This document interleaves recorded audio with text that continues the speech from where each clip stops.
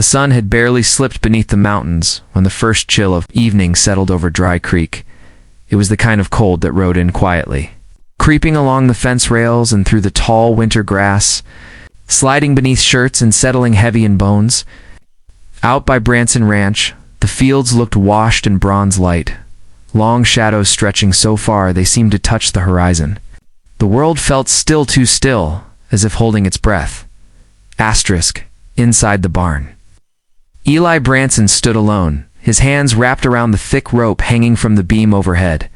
It swayed slightly as he tested the knot he'd tied an hour ago, each creak echoing through the rafters like a warning. His jaw was set tight. His shoulders were square.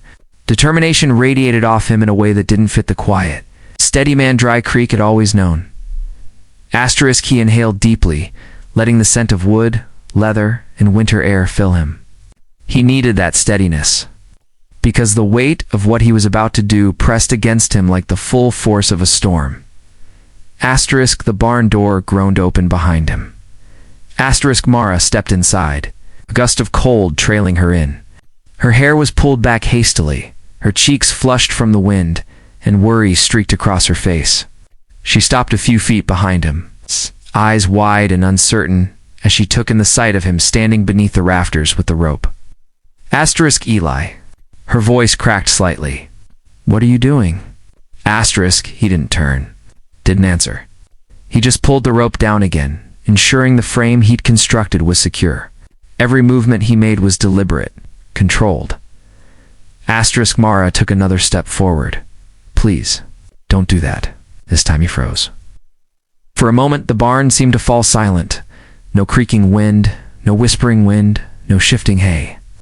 Just her words, trembling in the dim lantern light. He finally looked at her over his shoulder. "Mara," he said, low and calm, "you shouldn't be here." That's the thing," she replied, voice soft but firm. "I think I should." Her boots crunched across the dirt floor as she approached him slowly. She felt the tension in the air, thick, brittle, dangerous. Something was coiled inside him, something old and heavy, something that had been pushed too far. "You know this isn't the way," she whispered. He turned fully then, the lantern glow highlighting the hard lines etched across his face. He looked older tonight, not in years, but in burden, as if he'd aged a decade in the past week. Then what is?" he asked. "Tell me, because the sheriff sure as hell won't give me one." "You're not the sheriff," she said. "You don't get to decide justice." Eli let out a humorless breath. "Maybe I do, because the man who's supposed to doesn't know how." Mara stepped closer, close enough to see the tight tremor in his hands. "Eli, don't do something you can't undo." He stared at her for a long moment. His gaze softened, but only slightly. Like a man remembering something he used to be, but wasn't sure he still was. "He took everything from me, Mara," he said. "Everything." Her chest tightened painfully. Everyone in town knew what had happened to how Wade Cullens had swaggered into the ranch 2 nights ago. Full of liquor and arrogance, how he'd hurled lies sharp enough to split reputations in half. How he'd twisted the truth until Eli's name was dragged through the mud, and someone Eli loved more than his own life had broken under the weight of it. No one had seen Eli cry. No one had seen him shout. He hadn't thrown a punch, hadn't fired a shot. He had just gone quiet. Too quiet. Mara glanced at the rope again, then at the heavy wooden frame he'd built. It didn't look like a gallows. It looked like some kind of board-big, wide, sturdy, something meant to display. And yet the tension in Eli's body made her terrified of what he planned to show. "Eli," she murmured, "this could turn the whole town against you." He turned back to the rope and pulled it once more, testing the frame's weight. "Maybe they should have turned a long time ago." Mara shook her head. "You're not thinking straight." "Oh, I'm thinking clearer than I have in years." His voice carried a finality that made her stomach twist. She tried again, desperation creeping into her tone. "If you do this, whatever this is, Wade will go running to his father." The sheriff will drag men here armed to the teeth. You know how this ends? Eli's hands stilled on the rope. How it ends, he said quietly, is how it should have ended a long time ago. With the truth out in the open, before she could respond, the sound of hooves echoed from outside. Mara stiffened. Eli didn't flinch. Instead, he dropped the rope and walked past her toward the barn entrance. 3 riders approached, their silhouettes cut against the fading gold of dusk. Jared Harker led them, old, grizzled, his face weathered by decades of ranch work and disappointment in Dry Creek's justice system. Behind him were Ron Tate and Lewis Carter, men who had long carried their own quiet grievances against the sheriff's son. Jared dismounted first. We're here, he said simply. Eli nodded. I didn't send for you. You didn't have to, Jared replied. Words everywhere. Folks know something broke in you this week, and I'll be damned if you're standing out here alone. Eli's jaw ticked. I appreciate it, but this isn't a fight. We know, Jared said. Still doesn't mean we let you face what's cumin by yourself. Ron crossed his arms. Town's been whispering all afternoon. Wade's been running his mouth at the saloon, saying you're brooding and planning something stupid. Lewis snorted. Didn't say it in those words, but close enough. Eli sighed deeply, rubbing a hand down his face. This isn't about a fight. I'm not spilling blood. Mara exhaled in relief. Then Eli added, but I sure as hell am done letting Wade and his daddy decide what justice looks like. Jared's eyes narrowed. Then let's see it. Before Eli could explain, a staggering shape appeared at the ranch gate.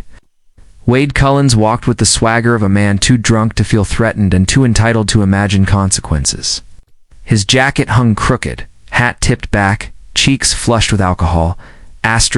Well, look at this, he drawled. The mighty Branson with his own little army. What's this, Eli? You planning a rebellion? Eli didn't move. You're early. Wade laughed, stumbling closer. Had a good night at the saloon? Heard you were in a mood. Thought I'd come see if you finally grew a spine. Mara tensed. Jared's hand drifted near the revolver at his hip, but Eli shook his head once no violence. Wade, Eli said. Steady as a stone. I want you to walk into that barn. Wade blinked. Why? Because if you don't, I'll bring the whole damn town out here to see what's inside. Some of Wade's bravado evaporated. For the first time, uncertainty flickered across his face. What did you do? He demanded. No trick, Eli said. Just truth. Wade scoffed, but his boots hesitated as he passed Eli and stepped inside the barn. Mara followed close behind. Pulse racing, Wade stopped dead in the aisle. Staring at the massive wooden frame under the lantern's glow, pinned to it were papers, dozens of them. Statements, signed confessions. Records of threats, bribes, assaults. Names of the people he'd intimidated. Evidence he thought he'd destroyed. What? What the hell is this? Wade whispered, voice cracking. Everything you've done, Eli said from behind him, stepping into the light. Every lie. Every threat. Every person you hurt because your daddy's badge said you could. Wade shook his head violently. Take it down. You hear me? Take it down right now. Outside. Voices grew louder. Townsfolk gathered at the gate, drawn by curiosity and fear. Eli moved past Wade, grabbed the barn doors, and swung them wide open. The lantern light spilled out. The whole town saw the truth at once. Gasps, whispers, shock rippling through the cold evening air like a wave. Sheriff? Cullens shoved through the crowd, face pale. He froze as his eyes landed on the evidence pages filled with his son's sins, all laid bare in front of the entire town he'd sworn to protect. Mara watched Eli stand there unarmed, calm, resolute, while the truth finally spoke for him.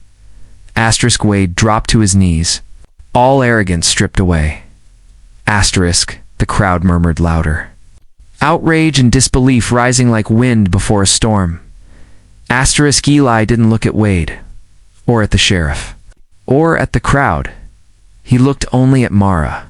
There was no triumph in his eyes, no satisfaction. Just a man who had finally done what no one else dared. Asterisk A. Man who had chosen truth over fear. Asterisk and the whole town stood shocked in the biting cold. Confronted with a reality they had allowed for far too long, Asterisk Mara stepped toward him, voice soft with awe and trembling relief. "You did it," she whispered. Eli tipped his hat, eyes never leaving hers. Asterisk no, he said quietly. "I just stopped pretending." Asterisk the barn doors swayed gently behind him, the papers rustling in the winter air, truth fluttering like a long-awaited reckoning over a town that could no longer look away.